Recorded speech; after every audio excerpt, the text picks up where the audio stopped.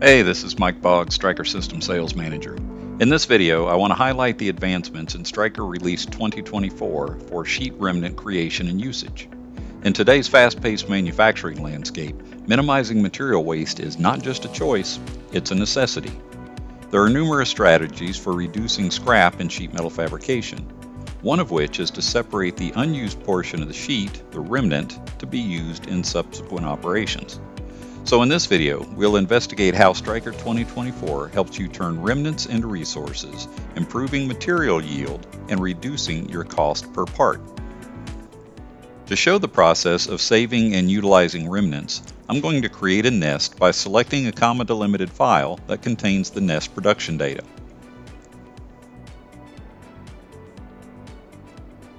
As you can see, the nest job creates 6 layouts, all of which have great material yield, except the last one.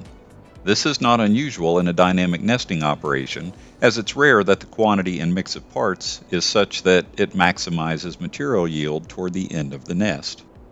First, I'll show you the interactive approach to creating a usable remnant from the unused material.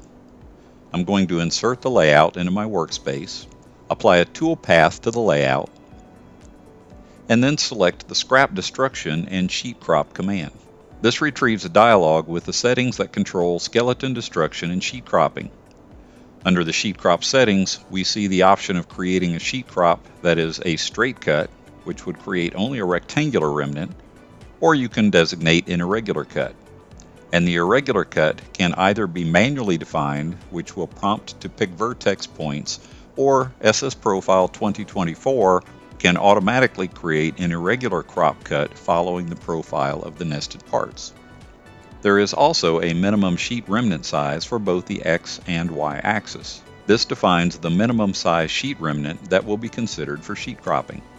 In this case, a crop cut will be created if there is 10 or more inches of unused material in the X axis or Y axis. Part offset designates how far from the edge of the parts a crop cut should be created, and the auto tab distance specifies the space between micro tabs should you choose to automatically apply tabs to the crop cut. Next, we have a toggle that determines whether the sheet remnant definition is saved in Stryker's sheet list for future cutting operations, and finally, an option to etch the remnant number on the edge of the remnant sheet to assist with identification on the shop floor. When I OK the dialog, I'm given the option of accepting the crop cut that SS Profile automatically calculates.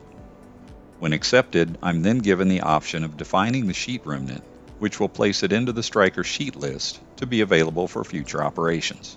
During this process, I can rotate the remnant sheet to the desired orientation for future nesting. I also instructed SS Profile to etch the remnant sheet number to assist with identification on the shop floor, so we see this on the edge of the sheet.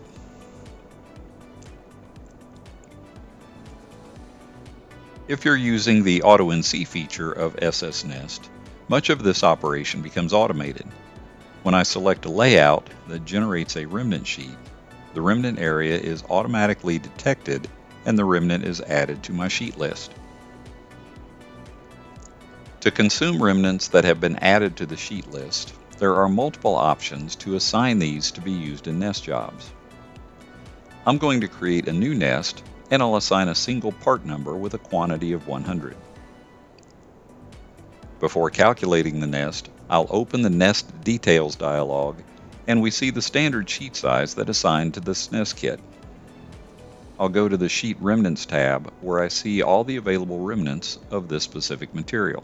I'll add a couple of these remnants to my nest job and make sure they come before my standard sheet size in the list, as these sheets are consumed in order. When the nest is calculated, we see the remnant sheets are consumed before moving to the standard sheet.